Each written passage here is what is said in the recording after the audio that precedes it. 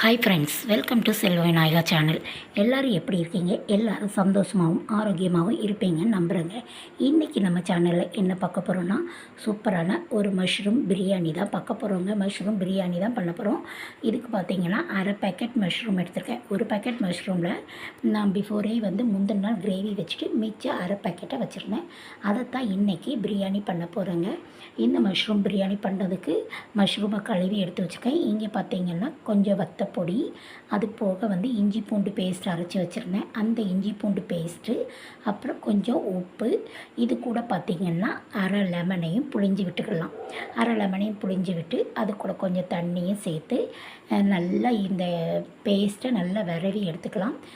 கொஞ்சம் லெமன் விட்டுட்டு கொஞ்சம் தண்ணியும் ஆட் பண்ணிக்கணும். அப்போ தான் கொஞ்சம் கட்டி இல்லாமல், ரொம்ப கட்டி இல்லாமல் கொஞ்சம் வர பதத்துக்கு இருக்கும்.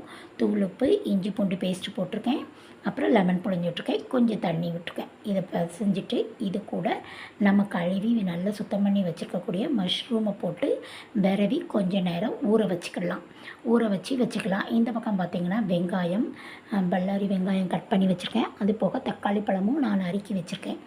இந்த மஷ்ரூம் பிரியாணி பண்ணுறதுக்கு நல்லா பொடிசாக கட் பண்ணி எடுத்து வச்சுக்கலாம்.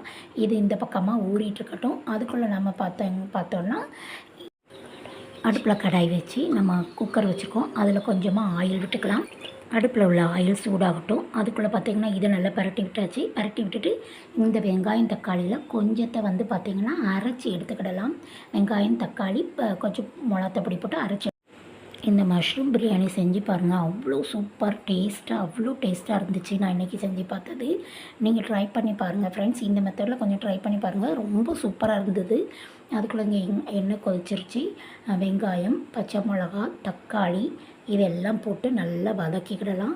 அப்புறம் பார்த்திங்கன்னா நம்ம வச்சுருக்கக்கூடிய கறி மசால் பொடி போடாமல் பட்டை, சோம்பு அந்த மாதிரி தனித்தனியாக இருக்கும் இல்லையா, அது ஒரு பாக்கெட் சின்ன பேக்கெட்டாக வாங்கி அதை நான் கட் பண்ணி அதையும் போட்டுக்கிட்டேன். அப்புறம் கொஞ்சம் இஞ்சி பூண்டு பேஸ்ட்டை, பாதி இஞ்சி பூண்டு பேஸ்ட் மஷ்ரூமில் விரவிருக்கும், அது கூட இதில் வதக்கிறதுக்கு கொஞ்சமாக போட்டுக்கலாம். அதையும் போட்டாச்சு. இப்போ போட்டு எல்லாமே நல்லா சுருள நல்லா வதக்கிக்கிடணும். வதக்கி நல்லா கடைஞ்சால் எப்படி இருக்கும் அந்த மாதிரி வதக்கிக்கிடணும். இப்போ பார்த்திங்கன்னா நம்ம வச்சுருக்கக்கூடிய அந்த பட்டை, சோம்பு, கறி மசாலா பாக்கெட் ஒரு பாக்கெட்டையும் அப்படி போட்டாச்சு. நல்ல ஃப்ளேவர், வீடு ஃபுல்லாக அவ்வளோ ஒரு மனம், செம்ம சூப்பராக இருந்தது. அவ்வளோ ஒரு வாசம். இதை போட்டு வதக்கும் போதே கொஞ்சம் ஆயில் காணலாம் ட்ரை ஆனோடனே ஆயில் விட்டு வதக்கிக்கிடலாம். இப்போ நம்ம அரைச்சி வச்சுருக்கக்கூடிய பேஸ்ட்டையும் இதில் கொட்டிக்கிடலாம். தக்காளி, இஞ்சி பூண்டு எல்லாம் போட்டுக்கலாம். இப்போ நம்ம அரைச்சிருக்கிறது பார்த்திங்கன்னா தக்காளி, வெங்காயம், மிளகாத்தூள் பொடி போட்டு அரைச்சி எடுத்து வச்சுருக்கோம். கொஞ்சமாக ஆயில் விட்டு அரைச்சிருக்கோம். அந்த பேஸ்ட்டையும் இது கூட போட்டு நல்லா கிண்டி நல்லா வதக்கி எடுத்துக்கலாம்.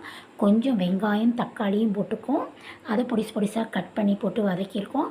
கொஞ்சத்தை அரைச்சி விட்டுருக்கோம். அப்படிங்கப்போ நல்லா ஃப்ளேவர் நல்லா கிடைக்குங்கிறனால சாஸ்க்கு பதிலாக இந்த மாதிரி ஹோம்மேடில் நம்ம வீட்டிலையே அரைச்சி நம்ம விட்டோம்னா ரொம்ப சூப்பராக இருக்கும். அந்த மாதிரி அரைச்சி விட்டுருக்கோம். இதை நல்லா வதக்கி எடுத்துக்கலாம். ட்ரை ஆச்சுன்னா அப்பப்போ கொஞ்சம் நம்ம தண்ணி விட்டு இது கூட பார்த்திங்கன்னா ஒரு கைப்பிடி அளவு புதினா இலை போட்டிருக்கேன். இந்த புதினா இலையும் போட்டு நல்லா வதக்கிக்கிடலாம். ஆல்ரெடி எல்லாமே போட்டு வதக்கிட்டுருக்கோம். அது கூட இந்த புதினா இலையும் போட்டு வதக்கிட்டு நல்லா கொஞ்சம் வதங்கினதுக்கப்புறமா நம்ம வச்சுருக்கக்கூடிய மஷ்ரூமையும் இது கூட போட்டுக்கலாம். பாருங்கள் நல்லா குழைய வதங்கி வந்திருக்கு. இது கூட நம்ம விரவி வச்சுருக்கக்கூடிய மஷ்ரூம் நல்லா பாருங்கள் நல்லா கலர் பிடிச்சி நல்லா விரவி உப்பு காரம் பிடிச்சி வந்திருக்கும். நல்லா காரம் பிடிச்சி வந்திருக்கு. இதை நல்லா அப்படியே விரவி இது கூட போட்டுக்கலாம். கொஞ்சம் தண்ணியும் விட்டு அது கூட போட்டு நல்லா கிண்டி எடுத்துட்டோன்னா மஷ்ரூமும் கொஞ்சம் தண்ணி விடும், அப்படியே நல்லா அவிஞ்சிரும். இது கூடயே நம்மளுக்கு நல்லா அவிஞ்சு வந்துடும்.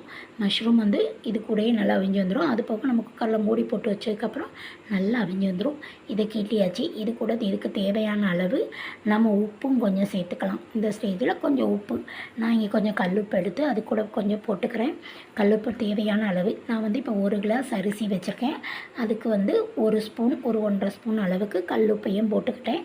அப்புறம் பார்த்திங்கன்னா அரிசி களைஞ்சி, அரிசி பாஸ்மதி அரிசி ஊற வச்சுருந்தேன். அதாவது ரொம்ப நேரம் இல்லை.